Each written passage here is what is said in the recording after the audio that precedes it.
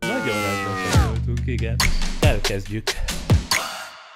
Köszöntök mindenkit, aki néz vagy hallgat bennünket. Ma Vitrai Tamás a vendégem, de őt követően lesz Zeneterasz is, ahol, mint tudják, nem különösebben ismert, de nagyon tehetséges zenészeknek adunk megjelenési lehetőséget.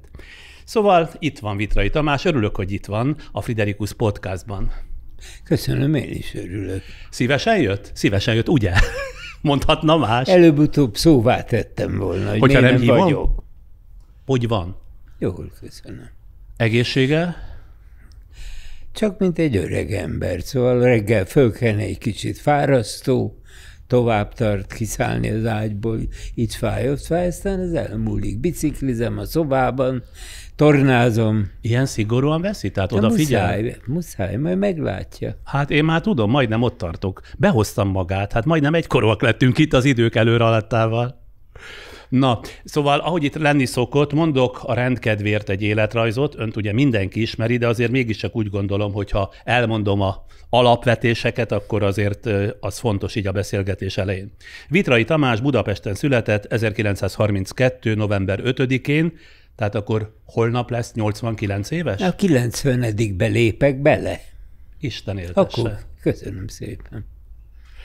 A Wikipédia meghatározása szerint újságíró, főszerkesztő, riporter. Valahogy nekem ez olyan mindegyik úgy mellé van fogalmazva. Nem is használtam. Ugye? Televíziós voltam. Igen, igen.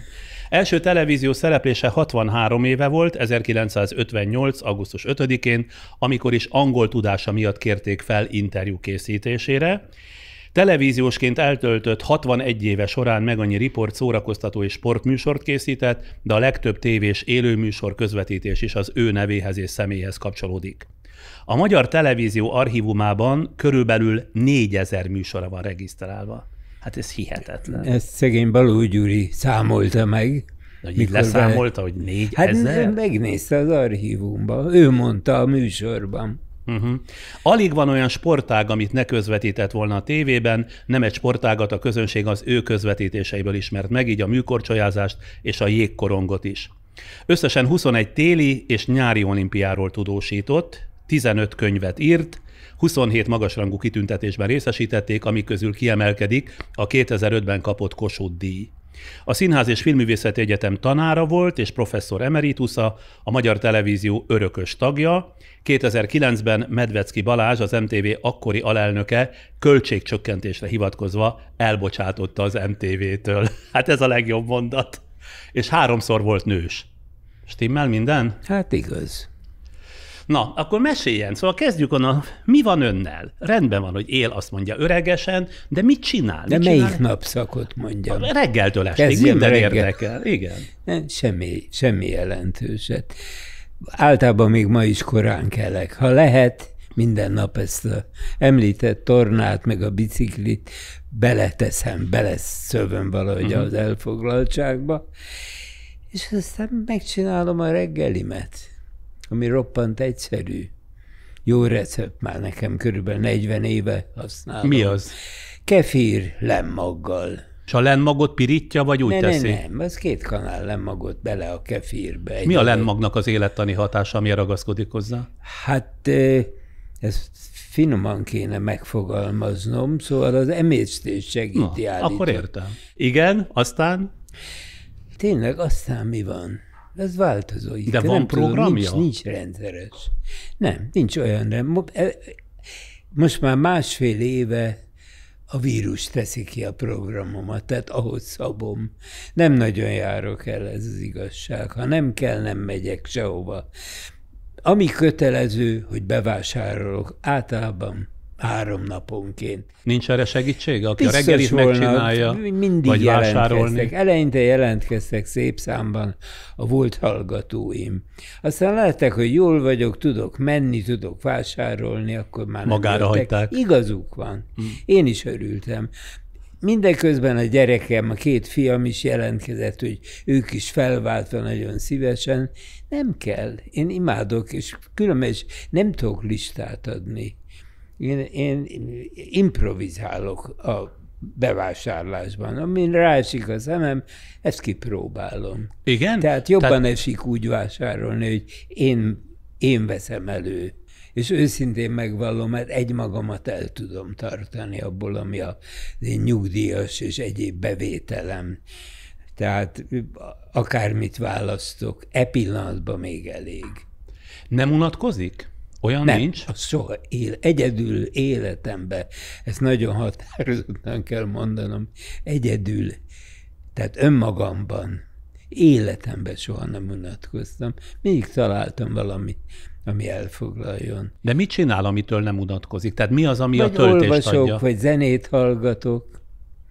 Ezek ugye 10 ember közül 8 biztos ezt mondja, de rákaptam.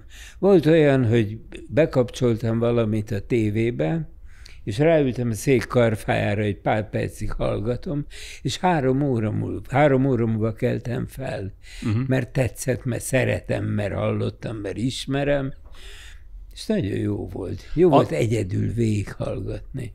A zene még mindig fontos szerepet játszik az életében? Azt hiszem, igen. Ezt nem tekintem programpontnak. A zene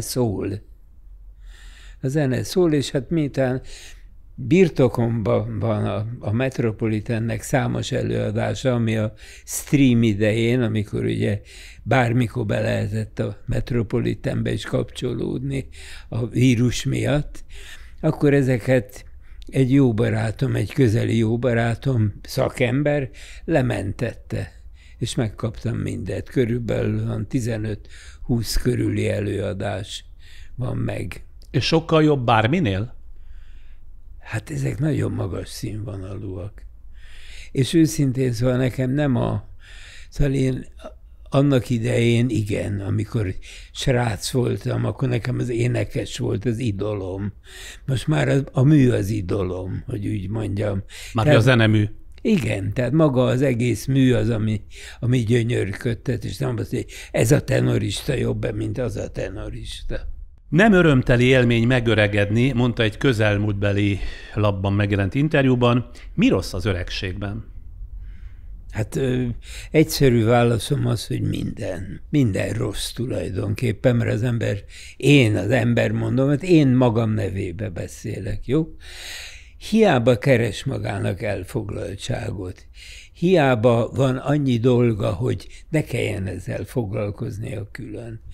A baj az szerintem, az én bajom legalábbis az, hogy bármit csinálok, előbb-utóbb történik valami az éppen soros elfoglaltsággal összefüggésben, amitől azt kell csak éreznem, hogy Uramisten, hát ez az öregség, hogy nem jut eszembe. Nevek.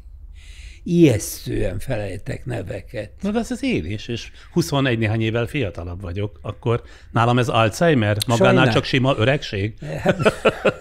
Nem, az Alzheimer. Azt mondta egy orvos, én is aggódtam, ugye, hogy nem Alzheimer, azt mondta, hogy amíg valaki úgy felejt, hogy attól fél, hogy Alzheimeres, az nem Alzheimeres. Szóval a készségek és a képességek hát megrokkannak. Na de pont ezt akarom megtudni, hogy mi az, amit önmagán tetten ér, hogy milyen olyan készségek és képességek. Mondjam el, hogy mitől hűlök magyarán. Hát, hogyha így leegyszerűsíti, lehet így is fogalmazni. Hát, ez az egyszerű változat. Ez még a legsúlyosabban érint a feledékenység. Tehát vannak szavak is, lehet, hogy majd itt is belekerülök, mert itt is ugyanúgy beszélek, mint egyébként, hogy nem jut eszembe szó. Nem, semmi különös, nem egy helységnév, vagy egy nagy ember neve, hanem egy köznapi szó. Igen, abszolút. De ezt én is megélem. Panaszkodtam én? Maga nem, igen, ez így van. Csak hát ez önmagában véve azért nem rossz, mert eléggé általános jelenség. Tehát hát, ha megéri az ember konkrétan... Én nekem ezért más. A kis emberért fáj a szívemnek. Leginkább. A többi szegény aggódjon magáért. És mi a még minden? Tehát a készségek, a képességek egyszer csak elkezdenek tompulni. Igen. Aztán? Vannak jók is, de azt majd a végére hagyom. Az érdeklődés. Egész másként érdeklődöm. Szóval, hogy mondjam, konkrét példával jobban járunk. Nekem a televízió azt jelentette már nagyon régóta, hogy amit nézek, és az legyen non-fiction elsősorban, mert az érdekelt, Tehát nem a filmek, főleg, hanem a műsorok. igen, és főleg a riportok, interjúk. Na most azt mindig úgy néztem, hogy konstatáltam dolgokat, néha úgy, hogy kárörömmel, hogy na hát ez mit csinál, vagy ilyesmi. Aztán néha pedig úgy, aha, ez jó volt most. Tehát az ember a szakmáját figyeli benne, és az élvezetes volt. Aztán megtanultam például hang nélkül nézni a közvetítéseket, a sportot, némában, és rá kellett jönnöm, hogy sokkal többet látok meg, mint ha hallgatom a szöveget is hozzá. Ezt nem ajánlom a nézőnek, mert én ugye össze voltam a sporttal, hál' Istennek zárva több mint 5 évtizeden át. De ez egy élmény például, többet vesz észre az ember. Na meg az is, bocsánat, hogy azt nem tudom mennyire figyelte meg, de nyilván, hogy én például azért élvezem legújabban már a sportközvetítéseket, főleg a foci meccseket, mert annyi kamerával mutatják, hogy valóságos drámákat lehet arcokon, testeken látni megélve. Ugye? És ez régen nemhogy nem volt, hát közelében nem jutottunk, ha csak nem maga, vagy a kommentátor nem mondta azt, amit látott. Így van. Ránk voltak hagyatkozva igen, az emberek, igen. És hát amikor elkezdtem, akkor fekete-fehér kamera, és 3 darab volt egy futballmeccsre lassítás. És ennyiféleképpen lassítva jobban ismeri az ember a külföldi szereplőit ezeknek a meccseknek, mint akárkit. De ugyanakkor jóval nagyobb lehetőséget adott ilyen formán ez a kommentátornak, nem? Hiszen neki kellett mindent pótolni. Úgy van, nagyobb lehetőséget adott, többet látott, volt miről beszélnie, tehát olyasmit mondott el, amit a néző nem lát, ha jól csinálta. Most pedig nagyon nagy bajba van. Ezért is őszintén az egyik oka, miért nem hallgatok hangot, mert nem szeretnék fikázni, ha szabad ezt a szót itt használni. Nagyon pont egy héttel ezelőtt mondtam Kadarkainak, hogy ki nem állom ezt a szót. Még rádió műsorvezetőt is felhívtam ezért, hogy nem mondja már, ez annyira gusztustalan. Önnek minden megengedhető. Jó, hát akkor visszavonom. Na jó, szóval azért nem szeretné őket minősíteni, vagy kritizálni. Hogy nem szeretném őket. Nem azért, hanem nem szeretném. Ennél fogva hang nélkül hallgatom egyrészt. Másrészt viszont borzasztó nagy élvezet azt is látni többszörös ismétlésbe. De hát ezt annak idején, ugye 3 kamera jelenlétében a kommentátor volt az úr ilyen tekintetben, mert ő mondta meg, hogy minek látta. Amikor ön közvetítette a műkorcsolyát, én akkor 8-10-12 éves lehettem, és különböző ugye világvárosokból ment az Európa-bajnokság, volt talán egyik héten, majd egy következő héten a világbajnokság. Jól mondom? Nem? Mindegy, több idő volt a 2 között. És akkor nem volt reklám természetesen a televízióban, amikor a párversenyző a maga kürjét lefutotta, a jég meglehetősen göcsörtössé vált, és javítani kellett a jeget. És akkor bejött egy jégautó, ami végigment a pályán, de meglehetősen lassan, hogy kiegyenlítse a jeget, és magának ezt a 20-25, időnként 30 percet végig kellett beszélni. És én tulajdonképpen azt hiszem, hogy ekkor figyeltem fel először arra, hogy van televízió, meg hogy a világnak van egy másik fele. Lehet, hogy már csak az én memóriám őrizte így, hogy Helsinkiből közvetített, és erre a 20-25 perc, amíg a jeges autót egyenlítette a jeget, ön elmesélte azt a napját, hogy mit látott. Hogy néz ki a Helsinki utca, hogy bement egy étterembe, és hogyan szolgálja ki az ottani pincér, hogyan öltöznek a nők, amit soha nem hallottam azt követően, hogy ön különösebben figyelne arra, hogy ki hogy öltözik, de ott leírta rendkívüli részletgazdagsággal, hogy például milyen színű kabátot hordanak, tehát kinyitotta az ajtót a világra. Ez mennyire volt tudatos? Így is. Ugye ezek a szünetek azért voltak, ezt nem mindenki érti, aki ma él, és azokat nem látta, mert minden adás élő volt. Nem igen. Volt felvétel, nem lehetett kihagyni a szünetet. Tehát a szünetben is valaminek történni kellett, és kockázatos lett volna visszakapcsolni Budapestre valamilyen más műsorért addig. Így hát ott maradt a kép is, a hang is. Valamit csinálni kellett. Ekkor már az, hogy a kamera kinyitotta a világot, az nem a kommentátor érdeme volt, hanem egy fantasztikus idézőjelben szólva a fennálló politikai rendszernek egy melléfogása, mert ők nem szerették volna.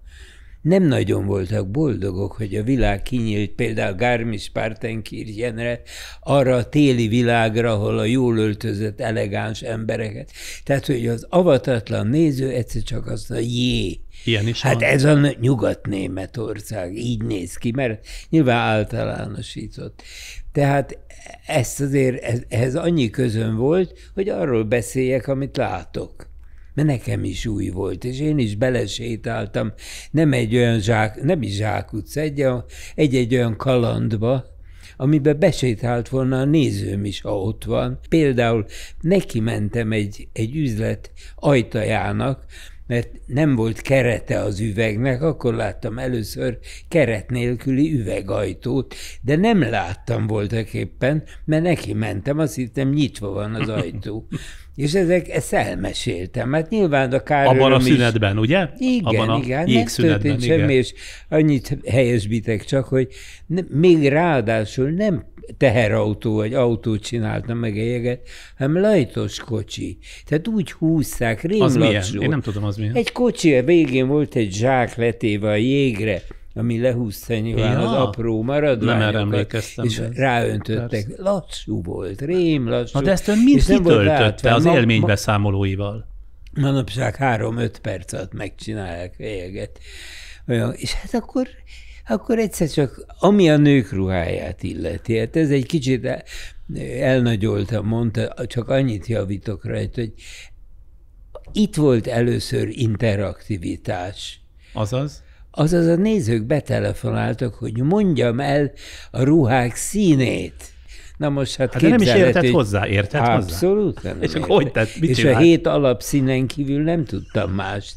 Tehát én nekem aztán remélem megbocsát odafönn a Gyulai Pista, hogy róla is elmesélem, amikor ő átvette tőlem a műkortyát, és elmondtam, hogy öregem, találj ki színeket, hogy milyen vörös, meg milyen lila, isteni volt. És hát röhögtünk nagyokat, hogy nem létező színekhez tette hozzá azt, hogy nem tudom. Burgundi vörös. Északföldi piros, meg mágiarakás zöld, mit tudom, mert össze-vissza hasonlok.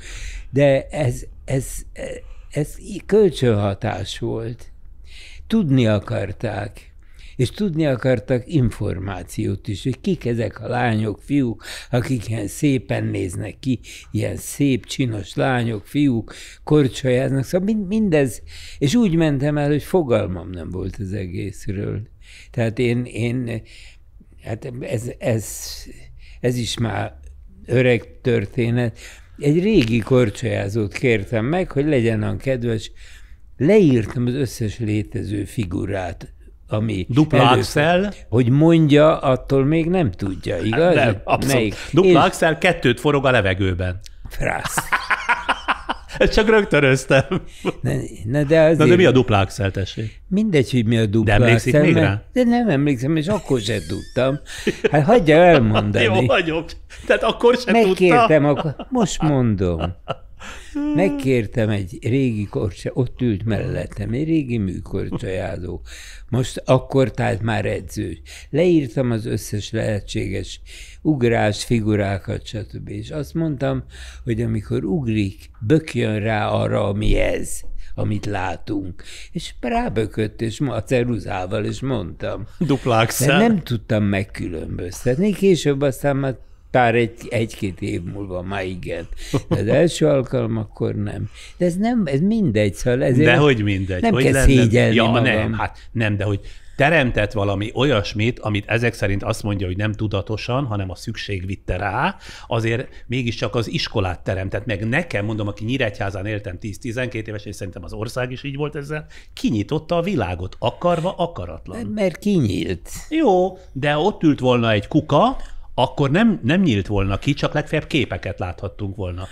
Föltehetem, valami készségem, egy képességem volt a dologhoz, ami nem a korcsolyázás, nem is a sport, hanem az, hogy körülbelül miről szól egy ilyen, mit kell hozzátenni. Mi az, ami elmondható és érdekes lett? Gondolom. Belemegyünk majd a szakmába, de még kicsit ide visszamennék az öregkorhoz, mert azelőtt ugye hajnalanta futott, úszott rendszeresen, teniszezett. Ezek például mind elmaradtak már? Hát már. Igen? Régen? Az úszást az nagyon hosszú ideig csinálta. Hát ugye én most már mennyi ideje? 2018-ban lezuhantam a házba a galériánkról, és hát 17 lépcsőt zuhantam gyakorlatilag, és 3 nyakcsigolyám. Egy ostobaságból. Ezek is öregkori jelek egyébként, hogy miért akartam én magamnak bizonyítani, hogy a házunkban sötétben is mindenhova eltalálok, nem kell fölgyújtanom a villanyt. Téli hajnal, vagy koratavaszi hajnal, sötétség, fönn a galéria tetején, a saját kis dolgozószobámmal szembe volt a vendégszoba, és benne a szobabicikli. Elindultam, 4 méter volt az út, nyílegyenesen a sötétbe. És valamiért ez már gyógyszerhatás is lehetett, hogy nem aludtam ki az altatót, vagy mi az ördög, és semmibe léptem bele. És akkor lezuhantam. Többi hosszú történet. De onnantól kezdve minden sporttal fel kellett hagyni? Nem, hát akkor nem is biciklizhetnék, nem volna az úszás sem tiltva, csak valamiért szabadtam, ezt mindig egy kicsit untam. De nem, a futás az ártana. A New England Journal közölt nemrég egy tanulmányt az öregségről átfogó kutatás alapján. Ez szerint, ha az ember igyekszik aktív lenni, a szellemi teljesítménye 60-80 éves korában éri el a csúcsát, mert akkor már a problémák megoldására nem csak az egyik agyféltekét használja, mint a fiatalabb emberek, hanem mindkettőt. Ezt például észrevette 60 és 80 éves kora között?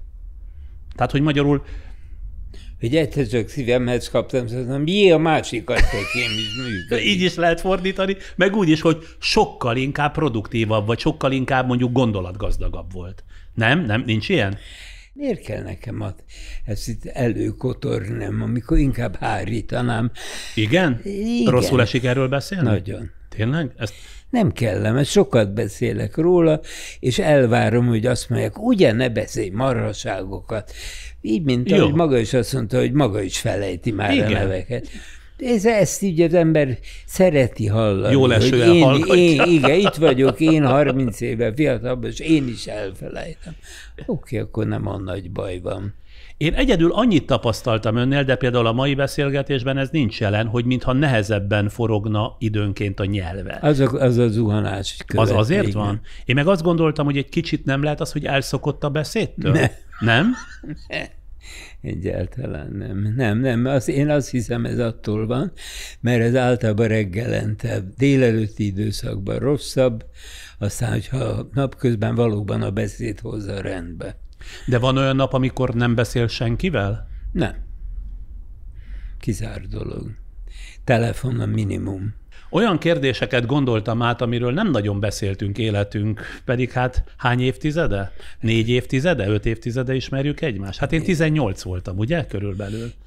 Hiszem már egyetemre járt első 18-20 körül. Oda akartam kiukadni, hogy a tudását és a műveltségét mi alapozta meg ifjú korában? Vagy ki? Ugyanis hát elég zaklatott gyerekkora volt, és akkor nagyon finoman fogalmaztam.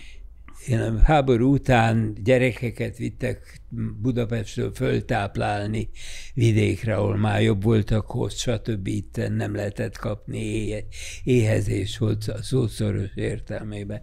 És én önként jelentkeztem, mert beteg voltam, vitaminhiányom volt, és független attól, hogy az anyám második férje, mint nevelőapa működött, de őt meg se kérdeztem, jelentkeztem. Hány éves volt? Hát 12 múltam akkor, és el is vittek vidékre.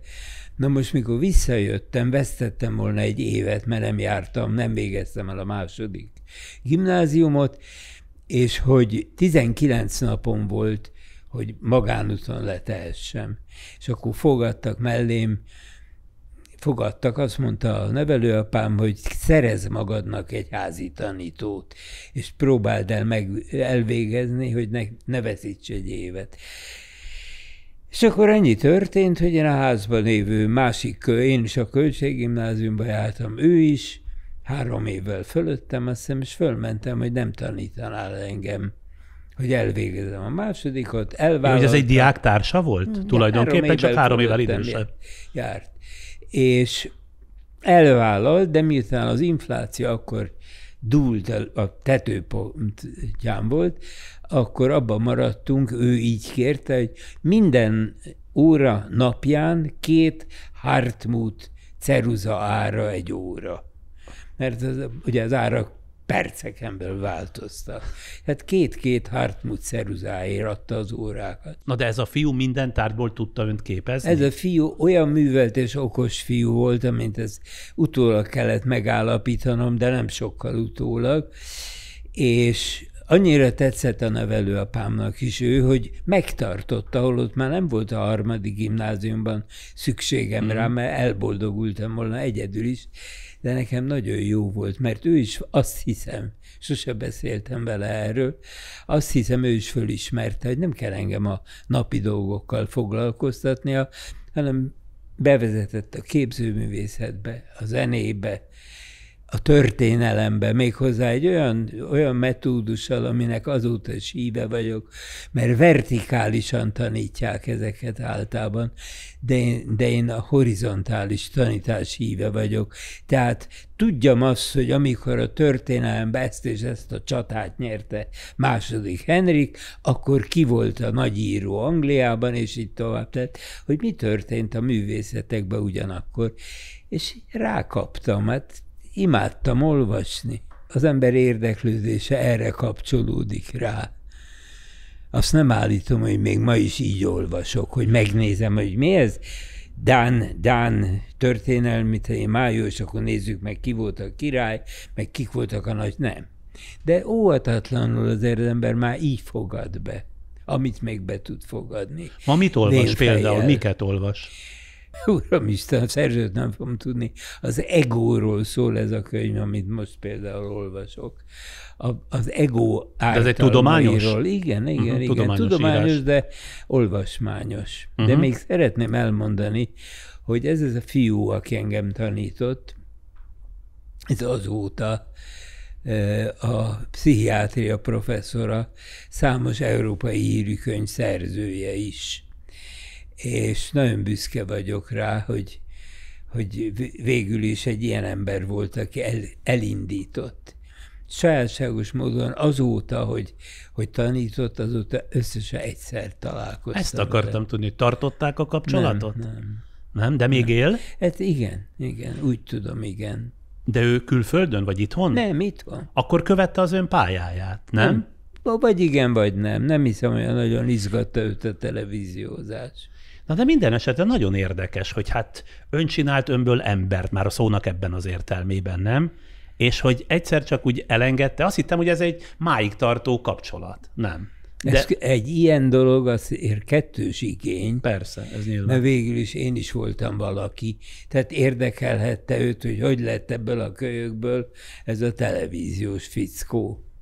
De valószínűleg jobb dolga is volt, mint sem engem megismerni jobban, megismert gyerekként.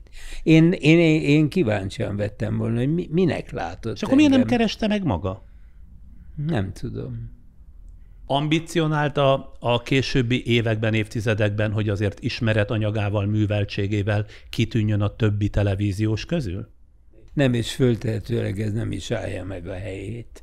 Tudnám sorolni azokat a pályatársaimat, fiatalabbakat is, akiknek egyáltalán a mindennapi érintkezésből tudom, hogy semmi szégyelni valójuk nem lett volna velem szemben. Mondjon 2, legyen kedves. Akár a Kepes Andris, akár a Baló Gyuri, a Gyulai Pista kiváló képzett ember volt. Tehát ez nem igaz. Ez nem igaz. Az egy másik kérdés föltetően, és ez izgalmasabb talán egy kicsivel, hogy ki hogy mozgósítja, ami a fejébe van. Én azt hiszem, hogy ebben az én tehetségem, vagy alkalmasságom, ez érdekes volt. És ezt is utólag kellett megállapítanom, hogy én azt, amit tudok, azt nagyon jól mozgósítottam. Tehát benne volt a fejemben, és működőképesen volt benne. Az imidzsét például mikortól kezdve, ha egyáltalán ez igaz, kezdte tudatosan építeni? Tehát volt már a Vitrai, hát most... Mi az imidzsem? Hát azért azt mindenki tudja, a Vitrai. Tehát tudjuk azt, hogy egy tudatos, egy gondolkodó, az alannyal, ha leül beszélgetni, abból valami mindig kijött. Tehát nem egy, hogy mondjam, futottak még kategória volt, hanem az volt az image, hogy itt valami komolyra, valami fajsúlyosra lehet számítani. De most ne szerénykedj. Nem szerénykedj, sőt. Ez most túlzás? Hát nem látom, hogy henceg, de ezzel a lemondó mimikával. Nem, csak azért, mert ez ilyen tudatos cselekvést nem ismerek, hogy valaki építi a saját imidzsét. Ha azt mondta volna, mert ezért kérdeztem vissza, mondjuk ha azt mondta volna, hogy például az, hogy maga elkezdett, nem tudom én, hosszú hajat hordani. Nem csak vagy ez az image. Úgy öltözött, mint egy hobó. Nem. Hogy milyen műsorokat választ az ember, azt szerintem például az image-hez hozzájárul. Engem a műsorok választottak. Én sportriporternek kerültem oda, kommentátorok, aztán óhatatlanul, ugye nekem óriási előnyöm volt az élőadásokban, mert a sport heti dolog volt, elfoglaltság, nem is egy, hanem műsor a stúdióban, meg tudom én, valami sportesemény. Rutint adott. Tehát óriási élő rutinom volt. És amikor jöttek olyan műsorok, amihez ez nagyon fontos volt, ahol nem tudom, körbe kellett járni, vagy vetélkedő, ahol a mozgásos stúdióban, a létezéses stúdióban számított, ott ösztönösen otthonosabb voltam. De ez nem az imidzsem volt, hanem ezt a sorshez hozzá. Nem, én másra gondolok. Az, hogy a Csak ülök és meséleket megcsinálja, azt nem mondja, hogy szembe jött magával. Azt is el tudom mondani, és nem az image csinálás volt. Nem egy tudományos gondolkodás, vagy egy kifontolt erőfeszítés. De az miért lenne baj? Nem baj, de nem igaz. Jó. Szóval osztályvezető lettem, nem a sporton, hanem a szórakoztató osztálynak egy ilyen non-fiction, tehát nem kitalációkat, nem jelenetek, darabok, hanem a riport, a szórakoztató riportás. És tervet be kellett volna adni a következő évre. És én nekem az én új munkatársaim, akiket megkaptam ezzel az új osztállyal, nem adtak be semmi. A világon jóformán semmit. És el voltam keseredve. Elmondtam nekik, hogy be kéne adnom egy tervet. Ha van valami ötletetek, akkor mondjátok el, és ha elfogadom, megcsináljuk, és összejön egy műsorra való, 4-5 egy műsorban, akkor beülök a közepébe, és eladom. Hát szó szerint tudtam most idézni. És így lett a Csak ülök és mesélek, és tovább megyek, hogy miért lett olyan, amilyen lett az egész. Már nem volt díszletre se pénz. És aztán akkor ezt el kell halasztani, mert nem kell díszlet. A stúdiónak a klinker tégla falai tökéletesek. És majd egy széket behozok és leülök. De még macskakő is volt, nem? Az később lett? Az már egy fejlesztett változat? Amikor a rendezőnő Sós Mari, aki szintén nincs már köztünk, ő úgy érezte, hogy kell ide valami díszlet. Akkor műsor már nagyon ment, és már nem volt kérdés, hogy lesz pénz díszlete. De eleinte nem volt. És a szék is a Tonet szék. A fal mellett állt ki 4 szék. A várakozó vendégek, akik majd beléptek volna nem ebbe a műsorba, egyáltalán ott a várakozóknak. És egyet behoztam.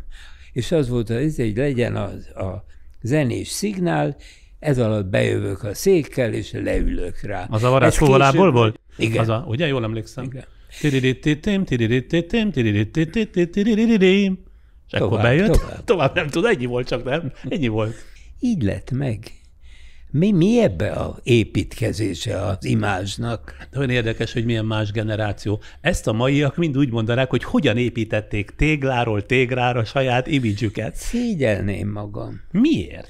Mert ez nem így van. Ez nem volna az ember. Egyszerű. Jó, nem így volt, de nem volna az ember értékéből, ha tudatosan építkezik, de belátom, önnek a szerencse akkor ezek szerint sokszor a kezére játszott, de én meg azt mondom, hogy szerencsés ember önmagában nincs, csak ez tehetséggel együtt. Pardon, Friderikus úr, ez nem szerencse. se volt. Nem? Na, hát azért mégis valami eszembe jutott, nem? Hát, na jó, de persze. Ja nem, én most a körülményeket Szerencsé mondom. az lett volna a falnál el egy díszletmunkás, azt mondja, hogy hozd be a széket. Jó, de azt mondom, hogy a széket, az szerencse, hogy ott állt egy pont olyan szék, ami utána 25-30-35 évig az ön jellemzője volt, mert onnantól kezdve tonetszék volt szinte mindenütt, ugye minden műsorban. Tehát Az akkor már, már- de akkor az image tudatos részévé volt. tette. Hogy ez bevált, ezt tartsuk meg. Na, hát akkor mégiscsak volt valamiféle tudatosság. Még jó, hogy nem voltam teljesen hülye az egészhez. A saját pályáján szokott gondolkodni? Valahol arra utalt, hogy dokumentálta magának, hogyan próbált eljutni onnan, hogy legalább elviseljék, odáig, hogy kifejezetten igényeljék, hogy szívesen nézzék és hallgassák.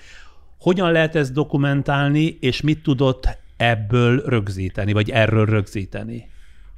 A technika nagyon kezdetleges volt, amikor elkezdtem azzal törődni, hogy amit csinálok, nekem is meglegyen. Akkor még nem tudtam, hogy eljutok egy olyan időszakba, hogy a magyar televízió utódtelevíziója engem egyáltalán nem vállal. Hogy érti ezt? Úgyhogy a házba sem mehetek be. Ez komolyan mondja, hogy nem mehet be? Biztos, ha betelefonálok, hogy szeretnék bemenni, nem mondanák nemet, de nem létezek. Ott voltak az étkezőben, vagy hol, az örökös tagok képei. Már nincsenek ott többé. Levették? Igen. És úgy gondolja, hogy ez politikai megfontolás tárgyát A képezte? fene se tudja, és nem akarok erről beszélni, mert engem nem érdekelnek. És az se fáj nekem, hogy nem kívánok kapcsolatot teremteni. Tehát, hogy elvágták a múltat? Hogy egy darabig ismételték a műsoraimat, másokéval együtt is, aztán az egészet megszüntették. Rossz indulatulag azt is mondhatnám, mert észrevették, hogy a múltbeli régi műsorokat többen nézik, mint az újakat. A 30-40 évvel ezelőttieket, igen. Holott én magam a sajátjait nézve is néha mulatok azon, hogy milyen lassú, milyen más a tempója, mert akkor ez a tempó. Önmagáról mondja ezt, hogy lassú? Igen, magamról. De ön mindent megőrzött? Mert azért van egy házi archívuma. Nem, amire a kezem rátehettem, hogy átjátszhassam, vagy adásból, később VHS-en, ami ugye romlandó, vagy DVD-n, és most már pendrive-on is. De semmi szándékom nincs. Na, ezt vele. akarom kérdezni, mi lesz ezzel? Semmi. Én még időnként megnézem, és elandolódom Tényleg? magamon. De Hát komolyan? hogyne? De mit néz meg? De mit néz rajta? Nem mondja nekem, hogy maga nem néz Friderikus. Ja, hát annyira, hogy én minden műsort megnézek, de még elemzem is. Tehát azért, hogy magamnak Jó, hát elemzem. most akkor mondjam, hogy elemzem, röhögök néha magamon. De tényleg? Mi az, ami mulattatja például önmagában? Ezek, amit már nem csinálnék. Ez Hogy? a mórikálás. Az mi? Mesterkélt volt. És amikor én már egy kicsivel rutinosabb voltam, én ezt magamba üldöztem. Mi beszélünk itt most már egy jó ideje, és én úgy érzem, hogy ha ezt most vissza kéne tenni 30 évvel, vagy még hátrébb, és maga fiatal emberként, és én kora középkorúként ülnék ott, akkor ez nagyon furcsán hatna. Mind a ketten másként. Sokkal zavartalanabbul, és sokkal inkább egy szobába való társalgásként, mint sem tévéműsor sugárzó. Hát mert ez itt a podcast, hát tudja. És tudja, nem mi a tudom. podcast? Legyen szíves, mondja meg, hogy mi a Tudja, podcast. Nem. Hát a podcast az állítólag, mintha ülnének a presszóban, és a hallgató vagy a néző ott ülne a másik asztalnál, és kihallgatna De bennünket. akkor magának is mesterként. De maga ezt meg csinálta. kéne De lenni. maga ezt csinálta. Hát ezt csinálta egész életében, podcastot. Tehát ha valakinek, hát maga úgy beszélgetett, mintha ülne a presszóban, az asztalnál. Hát most is úgy Na beszélünk. most is, persze, azért mondom. Ez is podcast, meg az is. Csak most lett egy ilyen divatos kifejezés. Most jöttem divatba, lehet? Könnyen lehet. Amikor azt a kérdést tette fel önmagának egy cikkben, hogy lett-e közöm bármihez ebben a mesterségben, ami túlélhet, akkor olyan riportjaira utal, mint a veseátültetés, a szemműtét sztori, a Naxol kálváriája, amelyek főleg következményeiket tekintve is maradandók lettek. Csak ugyan kérdezem, nem merült fel önben, hogy az a riporteri magatartás, ami az öné volt, az igazán maradandó? Hát jó lett volna. Én a saját nevemben mondom, amit meg lehetett tanulni ebből, azt nagyon nagy mértékben magától tanultam meg. Jó van, ezt nem szégyellem. Na de azt kérdezem, hogy ezt azért kell, hogy érezze, és itt volt a Kadarkai, akiben szintén tetten érhető. Oké. Akkor igen, ez nem elég tétel valamennyire az embernek? Ez nem elég tétel, én ezt nem kértem számon. Persze, nem is mondom, csak hogy akkor úgy kérdezem, nem egy jó leső érzés? De. Na akkor így. Ha ráismerek, igen, hogyne. De nem tesz büszkévé vagy boldogá. Már mondtam itt ma este korábban, hogy mindenki csak a saját habitusát tudja teljes értékűen. Az a megközelítőleg teljes értékű jelenlétünk, itt, ahogy itt ülünk, ha a saját habitusánkban vagyunk el, maga pont így nevet, civilben is, maga jó a vicc, vagy nem jó, ugyanaz a nevetés, mert megtiszteli a másikat azzal, hogy reagál arra, amit hall. Egyszerűen mind a humorérzékét is használja hozzá. Tehát ilyen a Friderikus. Ilyen egyébként is. De rajtam például ön nem látta soha, amikor vitrai iskola jó tanulójaként megpróbáltam azt utánozni, amit maga nem? Nem is lett volna jó. Az lehet, de akkor is megpróbáltam. Hát még a fejtartásom is néha azt mondták, hogy olyan, mint a magáé. Na maga ne. is így elengedte a fejét, de egy kicsit. Én sem tudom, hogy milyen a fejtartásom. Hát ilyen volt egy kicsit ilyen. De nem... Jó, nem erőszakolom. Vállalom, hogyha akarja, de nem szükséges. Maga megteremtette a saját karakterét. Persze, ez ma már megvan, de amikor az ember kezdő, akkor keresi a kapaszkodókat. És kiben keresi, hanem a szakma élenjáróiban. Bocsánatot kérek, nem tudom. Jó. És akkor még hadd tegyek hozzá valamit, mert most világosodott meg az agyam egy pillanatra. Nem volt elődöm. Tehát ugye a tévében akkor, amikor én először ott bekerültem, jelen lettem, az ilyenfajta riportoknak a koronázatlan királya a Szepesi Gyuri volt. Őt hívták át a rádióból, mert ő volt az a lezser, könnyed, kedves beszélgető, de az ő habitusa és az enyém abszolút két égtáj, különböző. A televíziós pályán milyen értelemben segítették a gyerekkorában és fiatalkorában szerzett élményei, hiszen ugye a 2008-ban megjelent könyvében már a címe is erre utal, kiképzés. Miféle képességeknek vette a hasznát, amit a kiképzés során szerzett? Nehéz. Ami biztosan, az a tolerancia. Ami furcsa, ugye, hogy az ember egy válsághelyzetben hogy talál a toleranciára. Ez a kis kölyök, aki voltam, természetesen még a szót se ismerte. Tehát ez mind utólagos megállapítás, hogy magamat hozzászabjam a jelenségekhez, amelyek ugyan nem voltak természetesek, üldöztetések, kivételezések, leigázások, gyilkolások, ez az nem akarom, mint az egész Grand Quignolt elsorolni.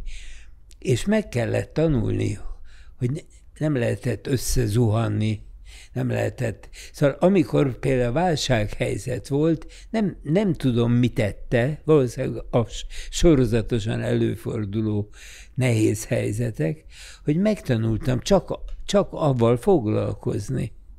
Tehát azt kérdezték tőlem, hogy mit éreztem, amikor az anyámat Auschwitzba vitték el. Én nem éltem vele egy háztartásban, mert újra félrement, és én a nagyszüleimnél maradtam, de ettől függetlenül. És hogy milyen szörnyű lehetett nekem, és mondtam, hogy nem. Nekem azokat a szörnyűségeket kellett tudni kezelnem, tudomásul venni, vagy megkerülnöm, vagy túlélnem, amik engem értek, amelyek korán sem voltak olyan horderejűek és olyan nagy veszélyek, de az ember megtanult arra koncentrálni, hogy mi a megoldandó.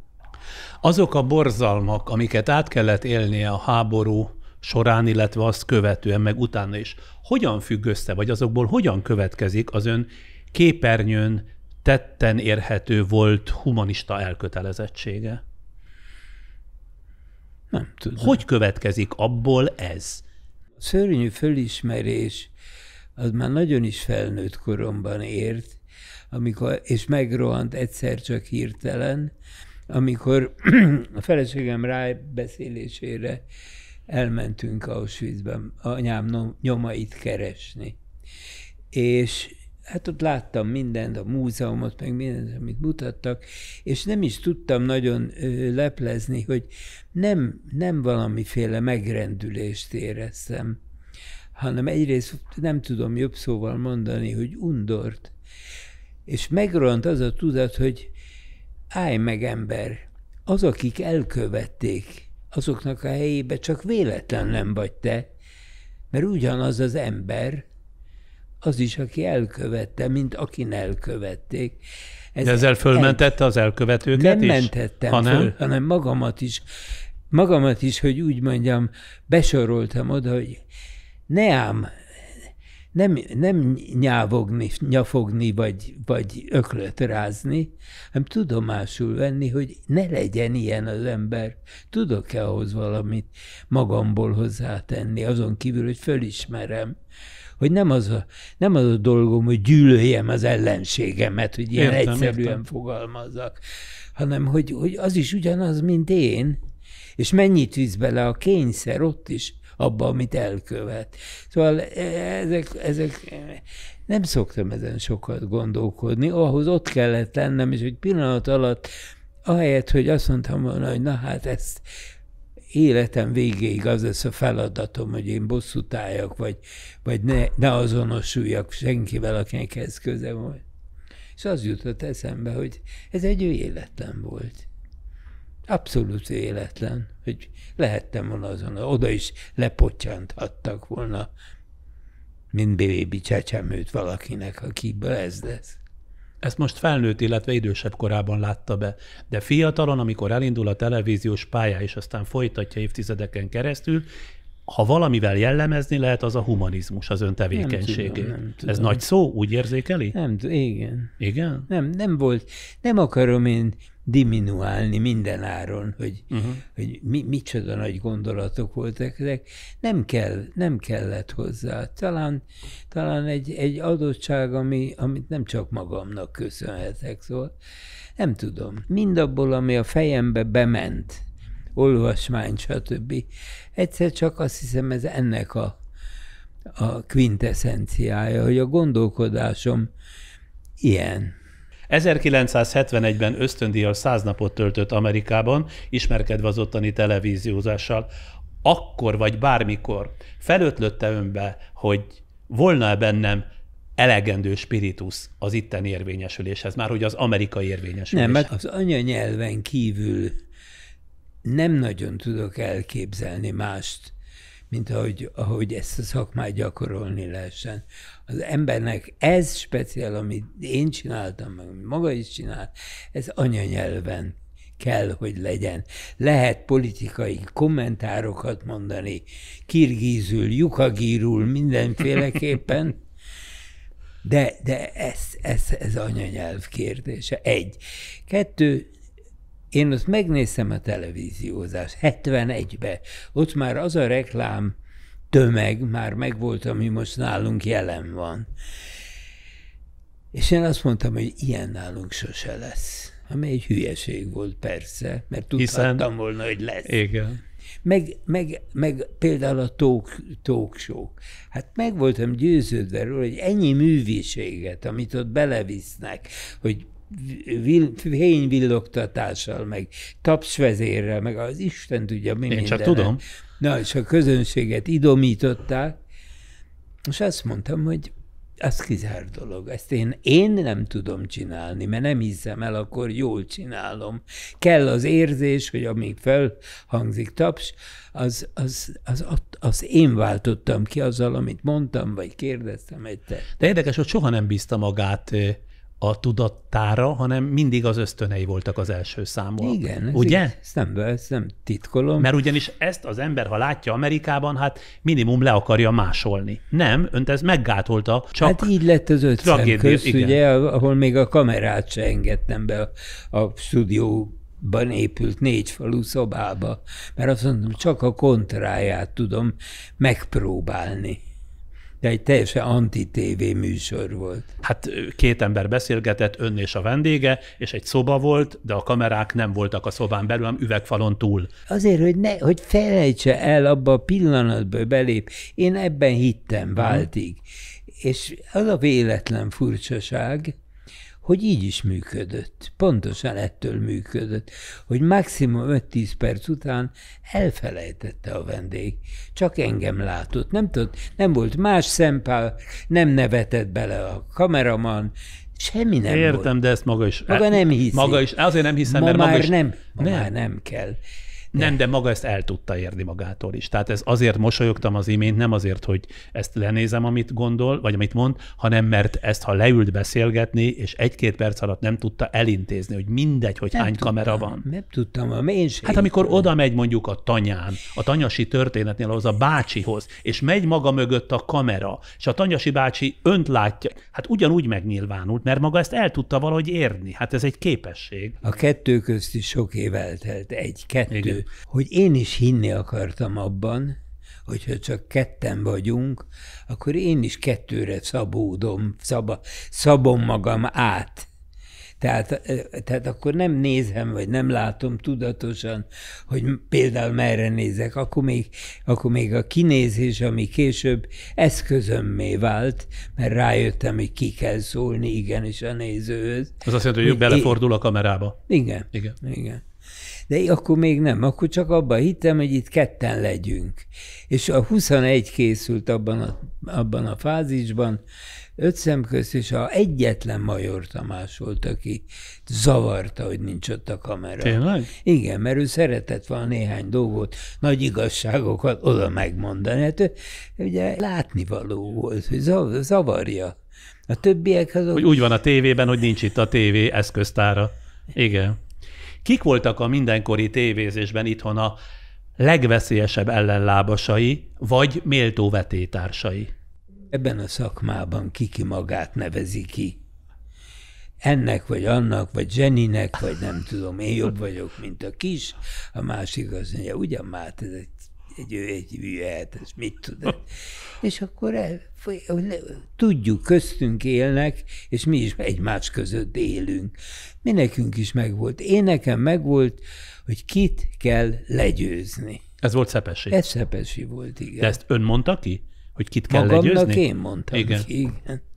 Azt mondtam, hogy ez itt az 1-es számú, 2-es számú nem akarok lenni, mást kell csinálni. Hány éves volt ekkor? 26. Igen. 26-28. Ekkor rájön, hogy itt van az első számú, és nekem őt le kell győzni? Igen. Már tudták a főnökeink, akik nem nagyon értettek az egészet, de azt már tudták, hogy televíziószerűen kell közvetíteni. Vagyis kevés beszéd, nagyon kevés beszéd. Mert inkább a labda meg a játék érvényesüljön? Hogy igen, a kép érvényesüljön. Na most ez ugyanakkor viszont az összes válogatott meccset, vagy nemzetközi meccset, a tévében is a Szepesi Gyuri közvetítette, és amikor nem, hanem a rádióba közvetítette, akkor az emberek a rádió hangot adták rá, és levették az enyémét, vagy a másikét, aki kollégám volt. Tehát ez volt a módi. Ez nem őrítette meg? Hogy tudja ezt, hogy a maga hangját hát ezért leveszik? tudtam, hogy le kell győzni. És hogy mi az eszköz. Nekem ez, amiről korábban beszéltünk, a műkorcsolyázás hozta meg az áttörés. Az egy abszolút szerencse folyamat volt, mert műkorcsolyázás nem lehet a rádióban közvetíteni, de szép, Axel ugrott. Hát csak mi van? Látni kell. Önök között volt is egy nem kimondott harc? Életünkben soha. Nem? Nem, egyetlen egyszer volt, hogy egy rettetes csapásért, mert végre megtörtént az a nem várt helyzet, hogy egy magyar-lengyel futballmeccsen Poznanba egyszer mind a ketten közvetítettük, én a tévének, ő a rádiónak, és a rádió hangvonala elment. És beszóltak a fülemre, bekiabáltak, hogy közvetíts rádiószerűen, mert a Szepesinek nincs hangja, téged hallanak a rádióban is.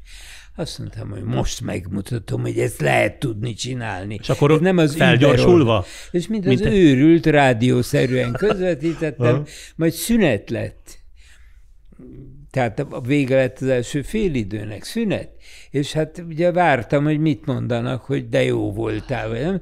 Mondták, hogy a 3. perctől elvették a vonaladat, és a rádiónak adták át, és a Szepesi közvetített a tévében is. Mert meggyógyult az ő vonala? Nem javult meg, az enyémét elvették, és nekiadták. De miért? Na miért? Mert én a kezdő voltam, ő meg a Szepesi volt. Én is ezt csináltam volna, a főnök vagyok. Miért? Mert a hallgatóságnak ő a fontosabb, jó vicc.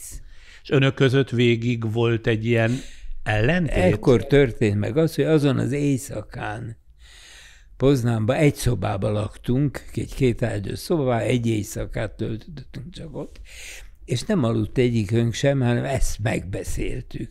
És a Gyuri azt mondta a végén, hogy én téged soha nem foglak támogatni semmiben, és ebből kell tudnod, hogy milyen tehetséges vagy. És ezt most jó szándékkal, vagy rossz szándékkal Abszolút mondta? jó szándékkal mondta.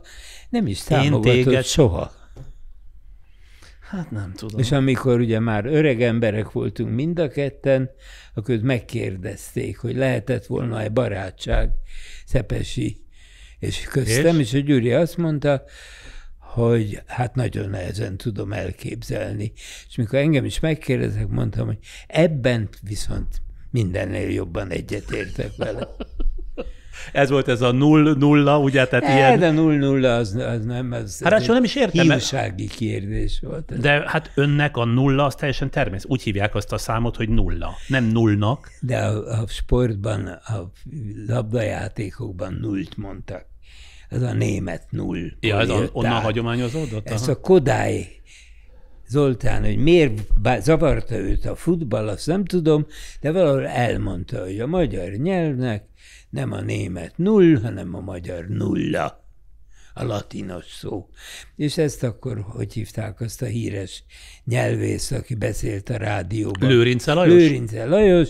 Ezt elmondta, hogy és akkor én mondtam a Radnai Jancsinak, aki a főnököm volt a sporton, hogy te mondjunk 0-át, és akkor ez egy különbség lesz. Ja, és hát inneni hát azért tényleg, szóval miközben a tudatosságot kérdeztem, és akkor azt mondta, nem, azért egymás után derülnek ki ezek a kis részletek, amik egyfajta tudatosságot mutatnak. Vádol? Nem, kifejezetten.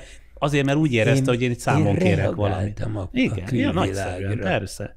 Na, azt nem mondta el persze, hogy kik voltak a legveszélyesebb ellenlábasai, de Szepesi azért valamennyire az volt. Akkor úgy kérdezem, rendben van, kit tartott pályatársai közül igazán sokra? Szakmailag. Igen. Mert én persze emberileg senkit nem ismertem a bensőségesen, hogy azt meg tudnám ítélni. Senki nem volt barátja a szakmából? Nem nagyon. Hát attól függ, hogy értelmezzük a barátságot. Összejárnak, szakmai együtt barátság. utaznak. Nem, az nagyon... Nem, a Horváth Ádám volt barátom évtizedeken A tévérendező. Igen. Én azért dadogok, mert én nem tekintettem magam főhivatású riporternek, hiszen elég sok műfajban megmutatkoztam. De mégis csak ön tudta, hogy a szakmának ön az eleje. Hát ezt most ne szerénykedj el, kérem szépen. De, jó, de hát ez éppen csak ezt erősíti. Tehát ha az eleje vagyok, az azt jelentette, hogy azokat a műsorokat, amelyeket nehéznek ebben a szakmában, nehéznek tartottak, az jobbára rám bízták. Ugye, tehát nekem nem tudom, hogy kivel viaskodtam volna, mert nem kellett mennem megszereznem. Most már ott tartunk, hogy kit tartott sokra? Például a Kepes Andrást kiválónak tartottam.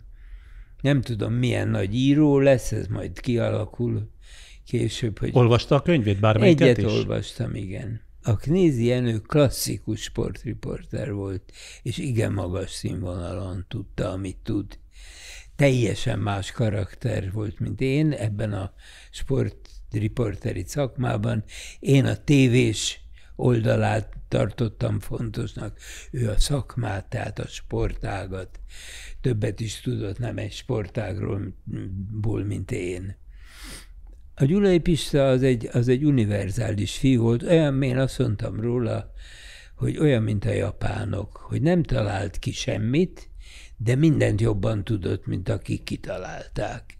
Kovalik Karcsi, óriási szám. Hallottam, mi beszéltek a Kovalik Karcsiról, méltatlanul feledik el, mert ő egy natúrzseni volt a szakmában. Az jó szó, natúrzseni. Szóval ő neki nem volt a gondjai, ő neki ugyanúgy, mint ahogy mondta is bölcsen, hogy a csajok, a pia és a riport, ez az élet rendje, benne van a minden. Kicsit dolgozunk, de aztán megyünk jól érezni magunkat. És mégse szeretett a stúdióban dolgozni. Hát sőt, azt mondta egyszer, nekem mondta azt, hogy még Vitrai akkor boldog, vagy attól boldog, hogy fölkapcsolják a reflektorokat a stúdióban, ő meg akkor boldog, amikor lekapcsolják. Igen. És ezt kifejezte valóban a két ember televízióhoz való közé. Igen, kiváló. A néhány hete meghalt Balogh Mariról például hogy vélekedik? Balogh Mari nagyon jó volt. Az Ebédszünet című műsor az egy politikailag talán a legerősebb műsora volt a kornak. Szembeszállt a kor nagyságaival is, politikai ez nagyságaival. Ez ugyanaz, ami az a műsor elszabadult. Tehát azt hitték, hogy ez majd a melós elvtársak jönnek, és majd végre bekerül a munkásosztály java a tévébe. Be is került, de elmondták a fájdalmaikat. Azok nyíltan beszéltek, és a Mari ezt nagyon jól, remekül csinálta. Miért tartotta fontosnak, hogy néhány napja elmenjen személyesen a temetésére? Ilyen viszony volt önök között? Nem, sőt, az első 2-3 évtizedben a Mari egyáltalán nem nagyon csípett engem. Nem. Olyan hatások érték, amik velem szembe állítottak, de nem bántott, csak nem szeretett. Aztán későbbi években nagyon jól megvoltunk egymással, és hát miért mentem el? Mert cég vagyunk, Sándor. Cég? Azért nincs cég. C-E-H. Mindentől függetlenül. Én úgy kezeltem ezt, hogy szeretem, nem szeretem, ennek meg kell maradnia egy cégnek, mert egyre kevesebbre lesz szükség. Egyre ki fogja választani magának a kornak alkalmas embereket, de ez egy cég volt akkor, hozzám tartozó volt. És azt hittem, hogy a családot tisztelem meg, de hát ő egymaga volt, és ez a fiú, akit fölnevelt, ez a mozgássérült fiú, aki ott volt, és még 20-30 ember, és velem együtt 3 tévés. Összesen 3 voltak tévések. Nem tőlem fogja megtudni, hiszen számtalanszor erről beszélgettünk, mert visszahallotta nyilván sokszor, hogy az a típusú televíziós volt, és én majd valahova ki akarok lyukadni, de most egyelőre fölvetem, aki azért bizonyos pályatársainak betartott. Ezt vállalja-e ma, ennyivel már az aktív évek után, vagy bevallaná-e, ha ténylegesen megnehezítette egyesek dolgát? Ezt tudnék válaszolni. Érdekel. Hogy nem tudom, mit ért azon, hogy betartottam. Mondjon példát. Knézi is írt valamit annak idején azzal kapcsolatosan, hogy azért nem egyenlő pályán egyenlő esélyek voltak. Elmondom, kérem, én nem tartottam be senkinek. Én bizonyos elveket gyakoroltam, és még azt is, ugye mondta a Knézit, akkor elmondom, hogy mi volt a legnagyobb fájdalma. A Jenő óriási sportrajongó volt. Ő úgy kezelte a közvetítéseit, hogy az neki is élmény. Tehát őnek ez jár, mert ő szokta csinálni. És itt 2 fiatalember megjelent a sport egén, a Hajdú Pista és a Faragó Richárd. És tudtam, hogy ezek a magyar focin nem fognak tudni helyet találni maguknak a néző elismerésében, mert ott pártok vannak. Fradi párt, Újpest párt, Vasas párt. Tehát ott mindig valakinél rosszak lesznek. És nagyon nehéz magyar sportágban, vagy magyar csapatsportban elfogadtatni az ember magát. Csak akkor leültem a Jenővel, és elmondtam neki, hogy szeretném, ha ebben az évben az Európa kupa mérkőzéseket ez a 2 fiú közvetíteni, mert azok semleges meccsek. Azt elhallgattam valószínűleg, hogy jobb meccsek, mint amiket mi produkálunk, mert ennek nem volt szerepe. És Jenő egyetértett, de sose bocsátotta meg. És neki megvolt az a baráti köre a sportújságírók között, akik ezt felerősítették benne. És hát bizony, a betartásról beszélünk, a betartásról én is tudnék viszont mesélni. Igen? Sokan betartottak magának nem, is? de azok azért elég rendesen, de nem baj. Aktív korában, amikor a technika lehetővé tette, akkor például visszanézte magát? Értékelte magát? Tehát, hogy igen? Én csak magamnak hittem. Ez mit jelentett? Nem hogyan valósult ez meg a...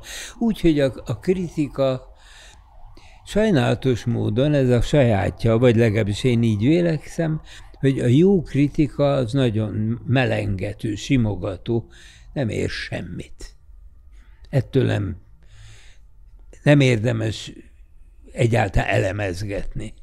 A rossz kritika pedig mindig egy valami gyengéje lehet a tevékenységnek, amit kritizál, mert valamiben be kell a horgot akasztani. Onnan lehet túlzó, onnan lehet néha hazug, onnan lehet aljas, gonosz, stb.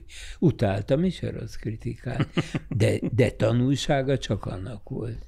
Elolvasta, utálta, minden. Vagy levonta a tanulságot? Pontosan. Ebben a sorrendben? Mondjuk nem feltétlenül, csak elgondoltam, hogy ezt ki lehet így hozni? Szóval erre ki lehet futni az írásművel? Akkor itt valami nem stimmelt. Amikor visszanézte önnön magát, akkor mit próbált meg kontroll alatt tartani? Tehát mit nézett és mint javított annak hatására, ha látott valamit, ami nem stimmelt, vagy nem egyezett azzal, amit magáról képzelt? Amin elandalítóan jónak találtam, ott is találtam, hogy ez egy hülyeség. Ez nem kellett volna. Tehát az ember megtanulja azt, hát ettől én még nagyon szerettem magamat. Nem szakítottam magammal. Ezt így mondja, hogy nagyon szerettem magamat. De szerette magát visszanézni? Nagyon. Tényleg? Ma is szeretem. Mondom, vagy röhögök azon, hogy milyen elavult már, milyen ósdi, és néha valamelyik azt mondom, hogy aha. De például a gesztusrendszere, a mimikája az nem tanult, mert azt mondja, hogy természetes. De azért a tükör előtt például nézte, hogy nem, ott alakult ki a tévében, aztán olyan volt, amilyen nem volt. Nem igazi, hát ha nem természetesen jön, akkor sok mindent láttam viszont, ami természetesen lett létrehozva, de legjobb lett volna nem létrehozni. És kérte bárkitől bármikor, hogy mondjuk értékelje az ön működését a képernyőn? Nem kértem. Nagyon elvártam. De nem kértem. Például a feleségeitől? Hát ez 3 különböző személy, igen, akiről igen. beszélünk, és ki a saját karakterének megfelelően. Volt, aki nagyon szigorúan, és tudta, hogy érdekel a véleménye, még akkor is, hogyha nem mindennel értettem egyet, de 2 a mestersége és a nyilvános szereplés volt. Hiszen színésznők tehát ebben nagyon nehezen voltak. Kellett volna ellenkeznem, hogy ne tedd keresztbe a lábad, a nadrágodból ne lásson ki az oknid vége, meg ilyeneket is. Apróságok, de fontos. Ilyeneket mondtak? Például ilyeneket is. Merte bárki a tévén, tehát a székházon belül önt kritizálni, vagy legalábbis mondjuk tanácsokkal ellátni? A házon belül kell, hogy tudja maga is, hogy a kritika, a műsor kritikája, az szemben úgy hangzik el, hogy a jónál hosszan elemzik, hogy milyen jó volt ez, meg ez, meg ez, meg ez. A rossznál pedig azt mondja, hogy szia, láttalak, és megy el. És azok az én híveim, mert nem akar bántani, de van annyi esze és tisztessége, hogy nem tetszett neki. És akkor tudtam, hogy valami nem stimmelt. És volt, ami a kritikák hatására változott, vagy változtatott? Hogyne. Biztos. Mondjon egyet, vagy nem emlékszik már? De hát egyet tudok mondani, de az is az éjjabamra fog billenni. Nem bánom, az ember és miért van? Ugye elindult a mikroszkópon ez a bizonyos talk show, a talk show, aminek ez volt a neve, hiszen ki nem tudja, ha maga nem. Én egyik szerkesztője voltam, persze. És milyen országosan neki zúdult a kritika. Annyi humorérzékük nem volt, mint egy kukacnak, hogy ez a cím így, fonetikusan írva, 2 hosszúval, ez egy derűtáraszt önmagából talk show. Nem jelent semmit a magyar nyelvben, ugye? És hogy nekiestek. És akkor ezt gondoltam, hogy ezt meg kell változtatni, akár mennyire is fáj a szívem. És akkor egy tanár, egy főiskolai tanár írt egy levelet nekem, magyar szakos, és egyetértett velem, hogy milyen hülyék azok, akik ezt bántják, de miért nem változtatja akkor Teleferére, ugye a televízió is benne van, stb. És akkor lett, hát erre kell, hogy emlékezem, hogy az új cím egy ilyen szallagcím volt, és keresztül az adásba ragasztottam rá. A talk show leragasztva? Igen, mindig alatta maradt. És de azelőtt talk show. Tehát azért még egy csavarás volt rajta. Igen. Telefere azelőtt talk show, ez lett a műsor új címe. Szóval kellett alkalmazkodni. Valahányszor, ha a mai televíziózásról kérdezik, rezignáltan csak annyit mond, minden megváltozott, és ezt tudomásul kell venni, a régi műsorból pedig ma már semmi használható nincs. Na most ebből az a kérdés jutott eszembe, bár már részben érintettük, hogy miért gondolja, ha ezt gondolja, hogy ma már nincs szükség személyiségekre a televíziózásban, és ez egyúttal azt is jelenti, hogy a közönségnek nem is hiányoznak a valóságos tévészemélységek. Mert itt ebben ez a lényeg. Ugye a személyiség, mint fogalom, azt nem tudnám pontosan definiálni.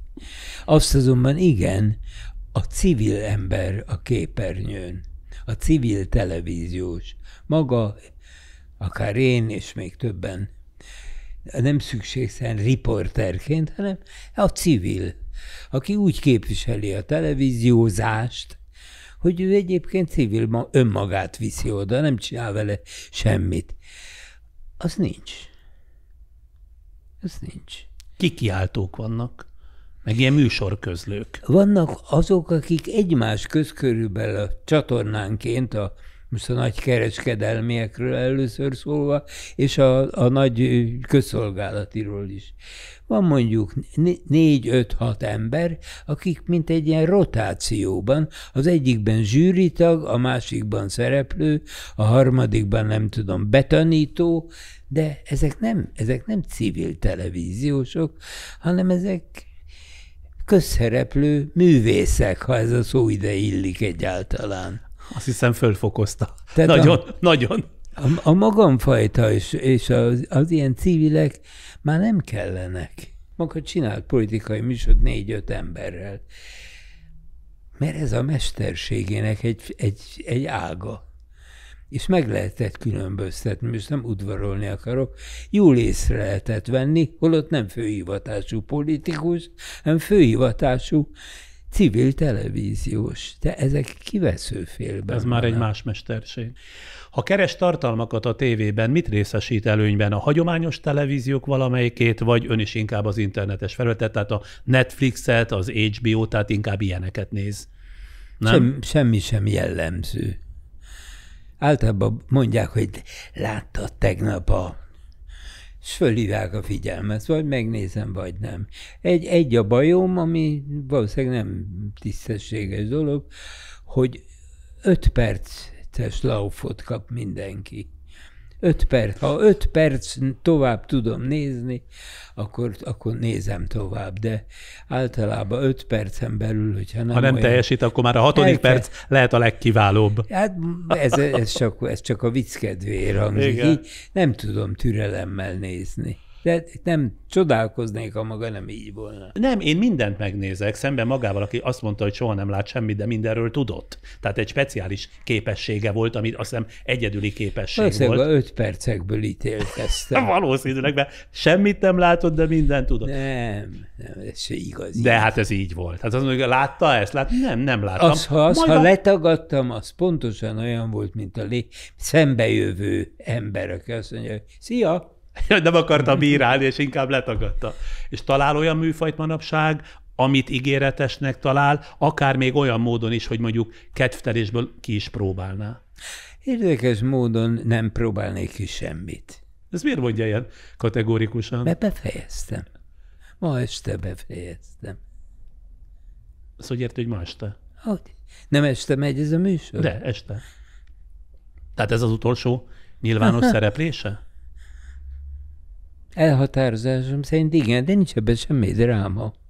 Jól vagyok, még viszonylag épelmélyű, de nem, ezt csak élvezettel lehet csinálni. És sajnos el vagyok kényeztetve, mert rengeteget csinálhattam élvezettel, örömmel.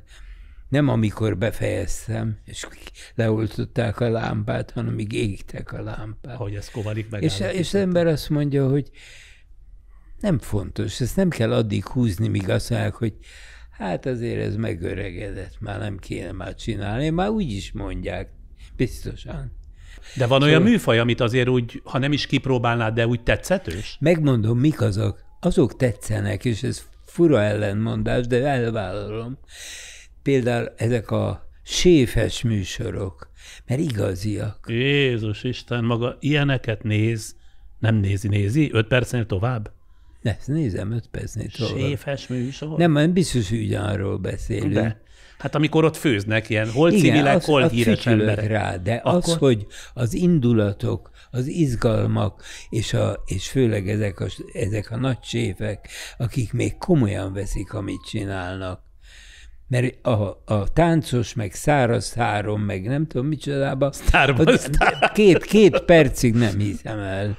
Persze, hát az művi az elejétől a végéig. De itt látom ezek a pasik, akik azt mondják, hogy már pedig ez komoly dolog, hogy mit adsz enni az embereknek. Ezt csak egyféleképpen ismerem el, ha jól tudod. És ez árad az egészből. Ezért van, hogy kirohannak, meg sírnak a lányok. Maga végignézi az ilyen séfes műsorokat? Nem, ha nézem, és jó végignézem. Miért? De az emberi dráma miatt azt mondja. Olvasom, ezt nem láttam, hogy Tóth Vera sírva kiszaladt, mert elege volt. De van ilyen. Hogy a frusztráció, hogy akit mindenütt ünnepelnek, egyszer csak szembe jön a valóság. És mást követel tőle, mint amit tud. Ezek szerint ön, aki 100 000-eknek, millióknak szerzett rengeteg jó pillanatot, örömöt, hadd mondjam ezt én így. Tessék? Nincs lemérve. Nincs lemérve, én mondom, ön majd ellenkezik, de már ez a hagyományos nem szereposztás. Csak van. Hát azért ezt tudjuk, hogy így van. De a kérdésem az, hogy így visszatekintve, maradt önben bármiféle szakmai hiányérzet? Nem. Én mindent megpróbálhattam. Mindent az égvilágon. Rettenetes szerencse tömeg. Gondolja el, hogy elkezdődött a tévézés, mondjuk egyáltalán beszámítható tévézés 57 végén, és 58 augusztusban már kamera előtt álltam. Mindent megpróbáltam, mert ugyan azt mondtam korábban, és most is azt mondom, hogy nem hozzáértő emberek vezették, de becsületes, tisztességes emberek, akik boldogok voltak, ha valami sikerült. Tehát... Most kiről beszél? Az akkori vezetőkről, akik boldogok voltak, tévévezetők. Sikerült egy műsor, jó kritikája volt. És akkor az illetőt bizony megjutalmazták, hogy legközelebb is eljött valamivel. Azt mondták, próbáld meg. És ennél fogva én megpróbáltam mindent. És amit abba hagytam, mert úgy éreztem, hogy nem jött össze, azt én mondtam ki először általában. Tehát én borzasztó szerencsés voltam. Az egész televíziós úton. 60 évig folyamatos szerencsém volt. Függetlenül, hogy volt, amikor ordítoztam, volt, amikor úgy éreztem, hogy velem mindenki kiszúrt. Mindenféle volt, de all in all, mindent összevetve. Hihetetlen nagy ajándék volt ez. És az érdeklődés is el tud múlni? Azt hiszem, igen, azon a hőfokon. Azt hiszem, igen. Akkor még azt is megnézni, hogy mit csináltak a többi kollégák, az fontos volt. Az fontos. Egymást nézni. Igen. Mindenki a büfében ült, és nézte, amikor még heti 3 vagy 4 adásnap volt, mindenki ott ült délután 5-től adás végéig. mert nem volt otthon tévéje még. És igen, hát ez egy olyan cserkész dolog volt. És benne volt annak a romantikája is, meg a balféksége. Az tudva levő, mert az újságok közzétették, és maga sem, hogy mondjam, tett lakatot a szájára, hogy 87 éves korában elvált és egyedül maradt. Nem akarok ebbe belemenni természetesen, de az érdekel, hogy egy pillanatra sem tettem megfontolandóvá az ön számára, hogy 87 évesen teljesen egyedül maradni, az miféle kiszolgáltatott állapot? Ennek nem volt szerepe. De ez nem volt szempont? Igen, ezt mondom, ezt akartam volna mondani precízen. Igen, ez nem merült föl bennem. Erről ne beszéljünk? Hogy ez hogy működött magában? Jó. Akkor tulajdonképpen én a végére értem. Azt az egyet még legyen szíves mondja meg, mert egy pillanatra megütött itt az imént, amikor azt mondta, hogy ez az utolsó szereplése. Ez mit jelent konkrétan? Saját döntésem. Hogy többet nem áll a nyilvánosság elé? Igen. De miért? Csak. Elég. Ugye holnap elkezdem a 9-el kezdődő, ugye 90. életévemet. Nem köl. Nincsenek, nem versenyzek. Ez nem távfutás, és nem távúszás, és nem akarok lenni a híres Aggastyán, aki még 90. életévében is mutatkozik. Nagyon jó volt így, nagyon szép volt így. Lehet, hogy előbb is lehetett volna, de semmit nem érzek, szóval nem érzem magam azért teljesen alkalmatlannak rá, de nem kell azt kivárni. De most jól értem, hogy nem akar többé a nyilvánosság elé állni, vagy pedig nem fog megnyilvánulni egyáltalán? Nem akarok a kamera előtt szerepelni már. Már egyszer orrom alá dörgölték, mikor 45 éves korom, azt mondtam, hogy 45 éves korom után nem mutatkozom a képernyőn. Nem tartottam be, de mindenki úgy akarta értelmezni, hogy eltűnök a képernyőn. Annak jobban örültek volna a kollégai körök. De lehet, hogy elgyengülök, és mondjuk a 100. születésnapomon bevezet 2 csinos nő, és akkor majd a fogak nélkül ugyan el fog valamit motyogni. Én ezt kívánom. Én nem. Na jó, köszönöm szépen, és boldog születésnapot kívánok még egyszer. Köszönöm a meghívást. Ma Vitrai Tamás volt a vendégem. Kérem, hogy iratkozzanak fel többek között azért, hogy jelzést kapjanak új műsoraink kezdetéről. És akkor most levezetésként kapcsoljuk a zeneteraszt. Come give me the one drop. Rockers vibration a play non-stop. Real roots warriors and never ever flop. And me said, Jaja music I'm moving to the top. Reggae inspire enough artists in a pop. Reggae grandfather of hip hop. Move your body upon the rhythm and show your hands up. Babylon I got you in a trap. Rasta be Rasta. Ah, Jaja how we master. Righteousness take over. Boom! Akit az imént láttunk és hallottunk zeneteraszunkon, Giras, Komáromi Gergely, reggae énekes és közéleti aktivista. Hány éves kora óta énekel, illetve zenél? Olyan 16 éves koromban kezdtem el dobolni, tanulni, ez volt így a belépésem a zenevilágába, és aztán egyetem alatt, olyan 20 vagy 21 éves koromban csatlakoztam még ütőhangszeresként egy alakuló reggae zenekarhoz. Miért éppen a reggae? Mondjuk nem csodálkozom, mert én is imádom. Leginkább egyébként, amikor elköltöztem Budapestre, mert Gödöllőn nőttem fel egyébként, akkor kinyílt a világ. Ugye az a 2000-es éveknek az elején akkor volt egy ilyen nagy reneszánsza is ennek a zenének, és egy csomó klubban játszották. Mármint ugye a reggit. Igen, akkor legendás ilyen bulik voltak, és akkor találkoztam igazán ezzel az egésszel, és aztán egy évfolyamtársamon keresztül csatlakoztam egy zenekar alakulásához, a Rhythm Colony, ami az első olyan zenekar volt Magyarországon, ami élőben játszott igazi jamaikai stílusú reggae zenét, jamaikai nyelven, azokkal a jamaikai koncert megoldásokkal, amit ott is művelnek, és ez annyira magával ragadott, hogy egyre jobban belefolytam, elkezdtem dalszövegeket írni, aztán így mondták, hogy mi lenne, hogyha én is énekelném őket, és ez onnantól jó hangja volt egyébként? Most már jó? De az úgy is kezdődött? Hát inkább lelkes voltam, úgymond. Szerintem én kifejezetten az a típus vagyok, Nem az az Isten adta tehetség, hogy hát csak megszólal és már színpadra termett, hanem a lelkesedés az megvolt mindenképpen, és nagyon keményen sokat dolgoztam, és annak lett valamiféle eredménye. Na most a haja például az teljesen adott, hogyha az ember reggit énekel, vagy reggit játszik, akkor annak rasta hajnak kell lennie, rasta frizurának? Én nyilván elsősorban azért viselem, mert ezzel közvetíteni és mondani szeretnék valamit, ugyanúgy, mint mindazzal, amit csinálok, úgy a zenében, mint a mindennapi életben, illetve az aktivista munkásságom során és mindennel. Kifejezetten szeretem és szándékos ez, hogy valamit üzen az is, ahogy kinézek, az is, ahogy a hajam kinéz. A reggae zene az nagyon erősen összekapcsolódik a rasta mozgalom és rasta kultúrával. A természetes életmód, az együttérzés, az erőszakmentesség, az igazságtalanságok ellen való folyamatos erőszakmentes, de határozott harc, ezek a részei. Reggae az Jamaikából származik, ugye? Így van, mint ahogy a rasta. Mint ahogy a rasta is. Na most a jamaikai reggae az mennyiben különbözik mondjuk a magyar reggitől? Itt él Magyarországon, itt énekel reggit, tehát különbözik, vagy egy az egyben, többek között azért, mert évente eltöltött egy jelentősebb időt, ahogy tudom, 2-3 hónapot, már hogy Jamaikában, hozza egy az egyben azt az életérzést.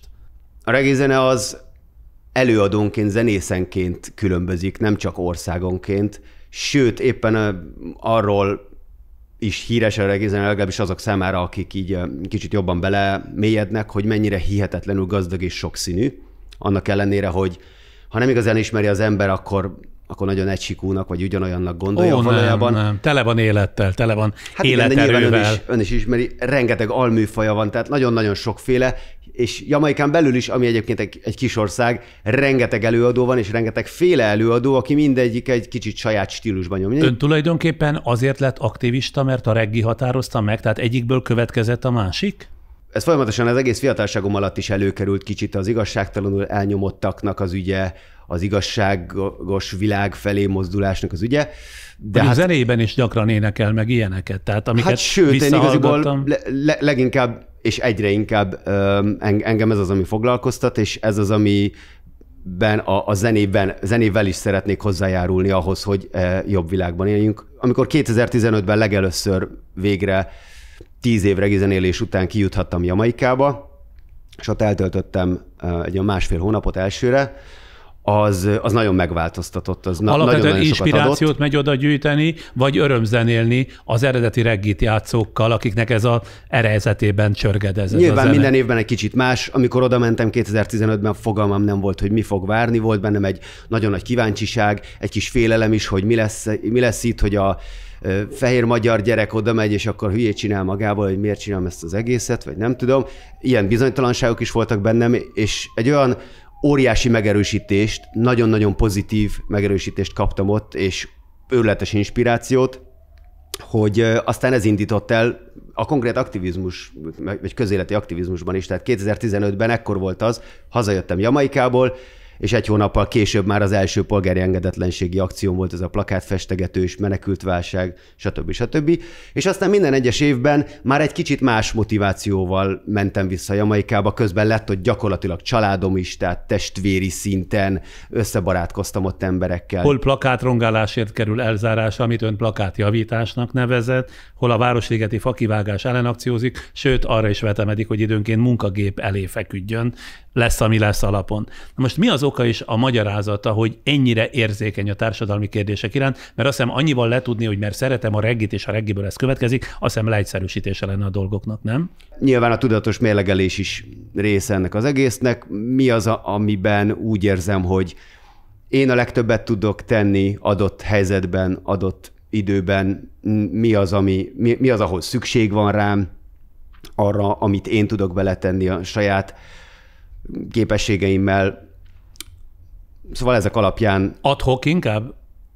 Spontán is, hogy mi az, amivel megtaláljuk egymást, ahogy mondom, de egy mérlegelés is van benne. Végzettségét tekintve szociológus, bár a diplomát azt hiszem, hogy azt még nem vette át, de abszolvált az egyetemet.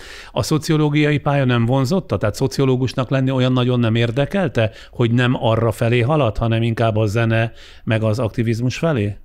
Hát, hogy őszinte legyek, igazából a szociológusi pálya az valójában sosem érdekel, tehát nem nagyon volt olyan része az egyetemi tanulmányaimnak, amikor az lebegett volna a szemem előtt, hogy én szociológus leszek. Engem inkább az a konkrét megszerezhető tudás érdekelt, amit ott magamra szedtem, és ebben nem is csalódtam, tehát nagyon-nagyon kinyílt a világ sok szempontból, rengeteg mindent tanultam, ami aztán része lett az aktivista munkásságomnak is, annak is, ahogyan gondolkodok a világról, és a zenémnek is, a szövegeimnek is. Egy valami izgat még, mielőtt befejezzük ezt a beszélgetést, hogy ezt a hajat, hogy ilyen hosszúságú gyakorlatilag majdnem földig ér. Hány éven növeszti?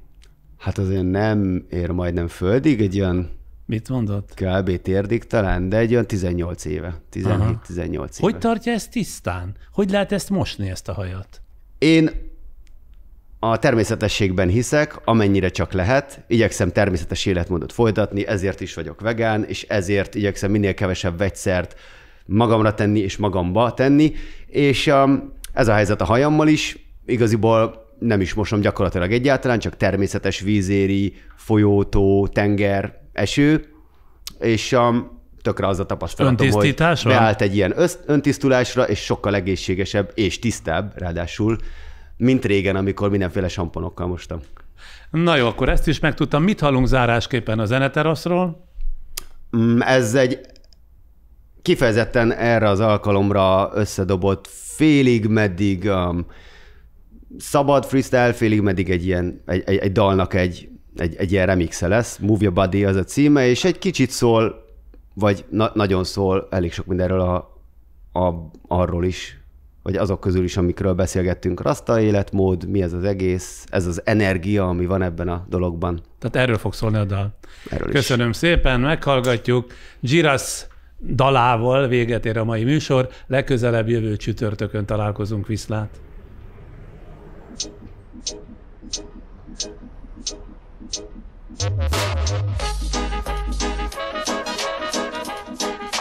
Rock it in a rubber-dub style, yeah. In a Rastaman style. Coming in with word, sound and power. Righteousness taking over. You see it? Yeah. Boom, boom, boom, boom, boom. Bye, bye, bye. Bye, bye, bye, bye, bye. And this a G was a well versatile. Well original, radical, article. Always natural, cause ital is vital. Hey, what the dang? What diggity dang? Hey, yo, told them already, no me tell them again, no me say, bye, permanent, manly word, power and sound. That diggity teach them. We are the hard steppers, stepping in at the dance. We are drop it, you will catch it and bounce. We are the roots rockers, coming in strong with word, power and sound.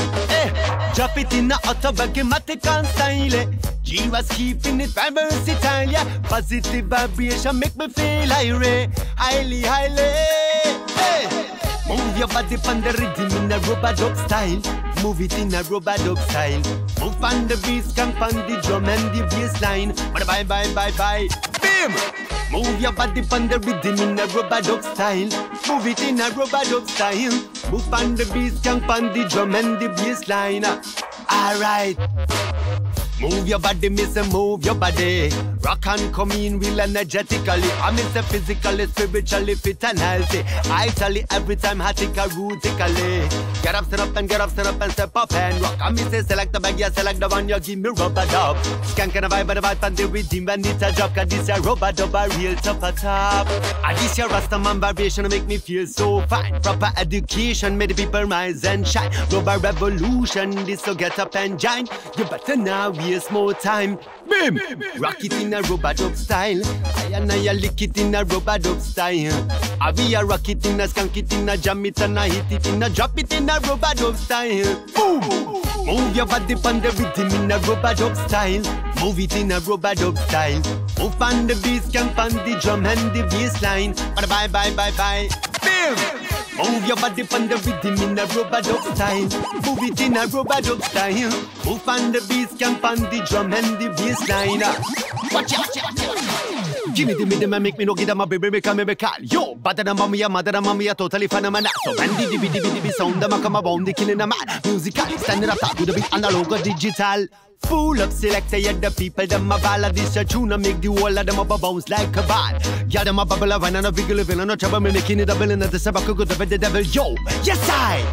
Move your body on the rhythm in a rub-a-dub style. Move it in a rub-a-dub style. Move on the beat, skank on the drum and the bass line. Bye, bye, bye, bye. Boom! Move your body on the rhythm in a rub-a-dub style. Move it in a rub-a-dub style. Move on the beat, skank on the drum and the bass line. Alright. Rock it in a rub-a-dub style. Ram it in a rub-a-dub style. Jam it in a rub-a-dub style. In a rub-a-dub style. Skank it in a Rastaman style. Jam it in a Rootsman style. Rock it in a real rebel style. In a Rastaman style. Rock it in a rub-a-dub style. I ram it in a rub-a-dub style. We a lick it and a kick it and a drop it and a hit it in a jam it in a rub-a-dub style. I rock it in a Rastaman style. I jam it in a Rastaman style. We a rock it and a drop it and a hit it and a kick it and a skunk it in a Rastaman style. Style.